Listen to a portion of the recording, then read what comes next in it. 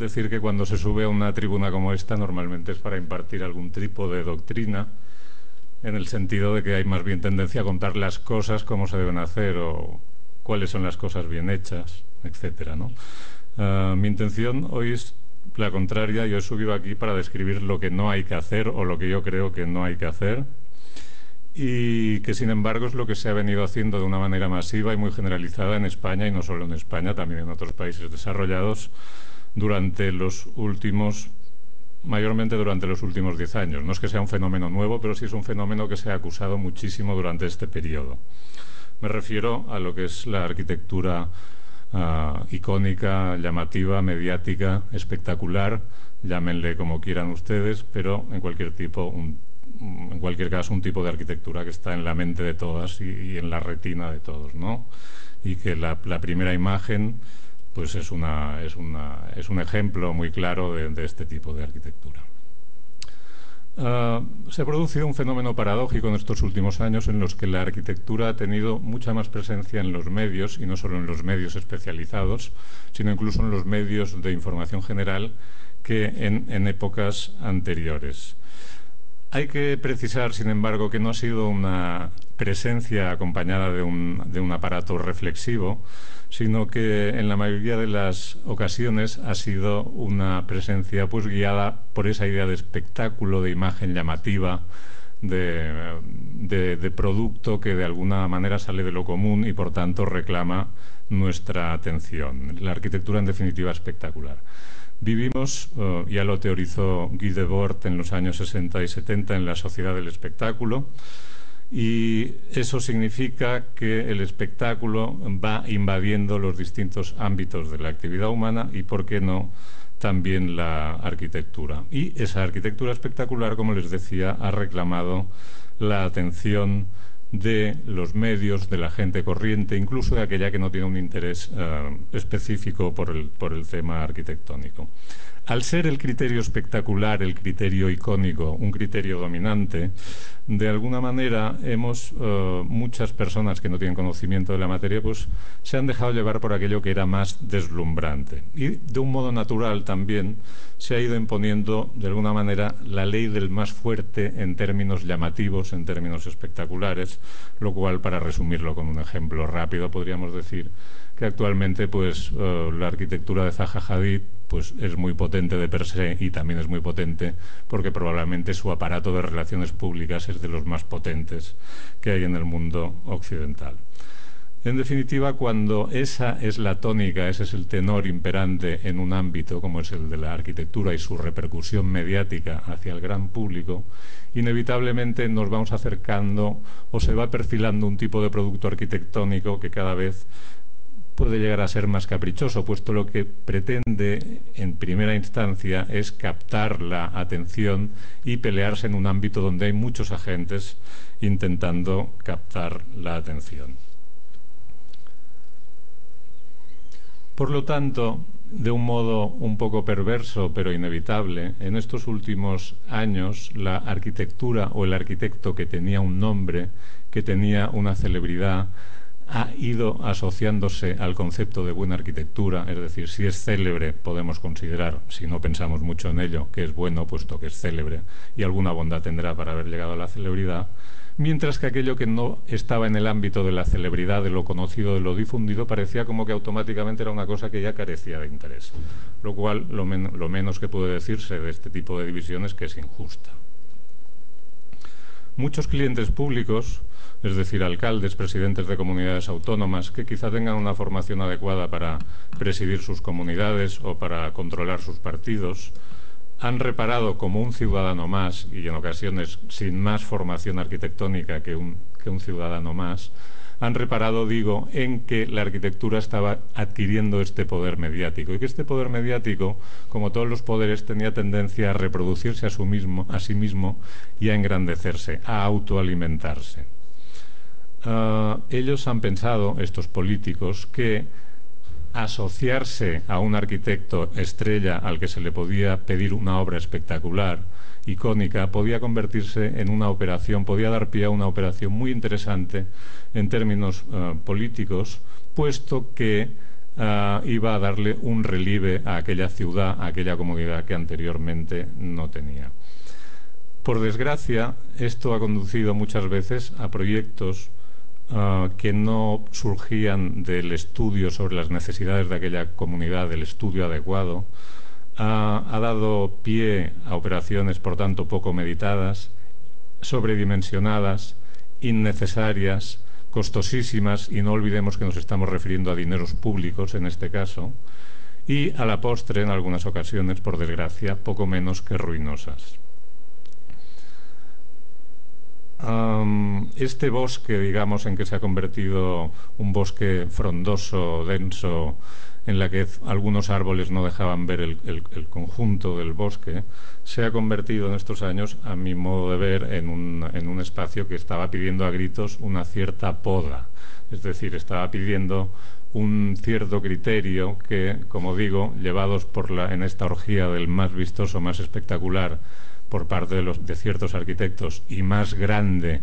por parte de algunos políticos que muchas veces encargaban estas obras con el criterio de ser más que su vecino, básicamente, pues, como digo, se ha formado un bosque muy desordenado y en el que yo, modestamente, pues he entrado con esa necesidad de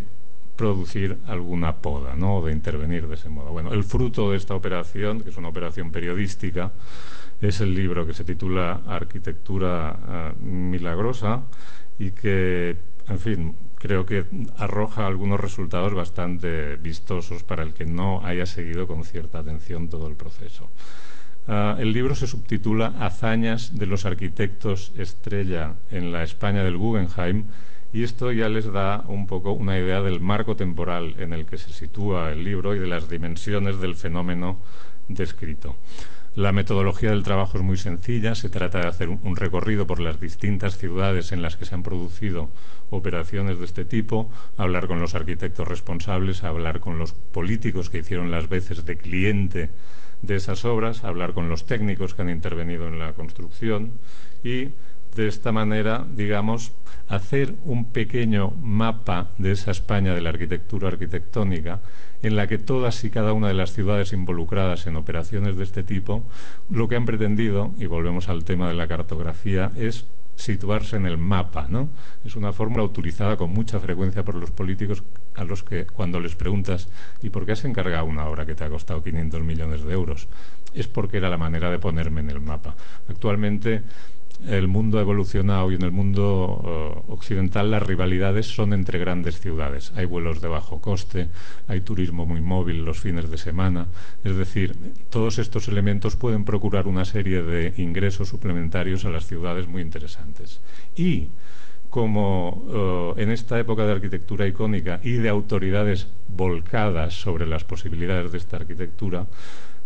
pues lo que se ha llegado a la conclusión por parte de muchos políticos es que la manera de ponerse en el mapa, que ese era el objetivo,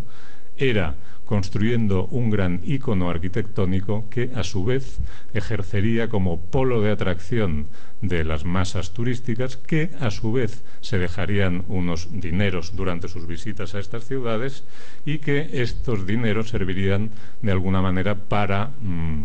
reconvertir o reacelerar la economía local, o al menos la economía, digamos, asociada al sector terciario, al sector turístico, etcétera.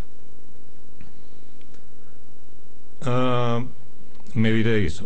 y esto lo digo a título un poco más de presentación, ¿cómo se llega a interesarse desde el mundo del periodismo y del periodismo cultural, que es en el que yo he trabajado siempre, por un tema como este?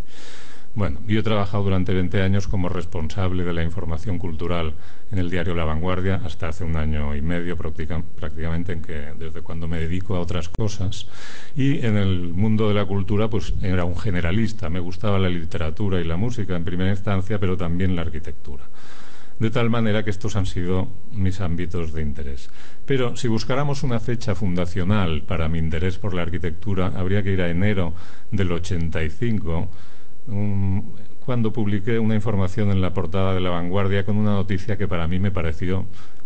digna de ese nombre, en el sentido de que encerraba un pozo de novedad, que es más o menos lo que distingue o caracteriza las noticias, ¿no? Y la noticia se titulaba más o menos como: el arquitecto Richard Mayer estuvo ayer en Barcelona, invitado por el ayuntamiento para elegir un solar en el que construir lo que él quisiera. Hasta donde a mí me alcanzaba el conocimiento de cómo funciona el negocio arquitectónico, pues era que generalmente un cliente quiere construir un determinado equipamiento, privado o particular, busca un arquitecto y hacen un trato. Lo que no suele ocurrir es que el cliente busque a un arquitecto y le diga: haga exactamente lo que usted quiera, donde quiera en esta ciudad, porque en cualquier caso será recibido. El resultado de aquella operación fue el Museo de Arte Contemporáneo de Barcelona, un tiempo después, un edificio de Mayer en el Raval de Barcelona. Pero para mí el resultado de aquella operación que yo recogí periodísticamente fue que algo se estaba moviendo en la ciudad y que algo se estaba moviendo en el campo de la arquitectura, y que probablemente, y aunque no hubiera sido un campo en el que se generaran muchas noticias por la misma naturaleza de la arquitectura, que es un proceso lento, pero que sin embargo estaban pasando cosas. Eso centró un poco mi atención como periodista cultural en el terreno de la arquitectura, y efectivamente me fijé y pasaban cosas. Pues pasaba, por ejemplo, que Oscar Tusquets recibía un encargo del Parque de la Villette en París para construir unos restaurantes.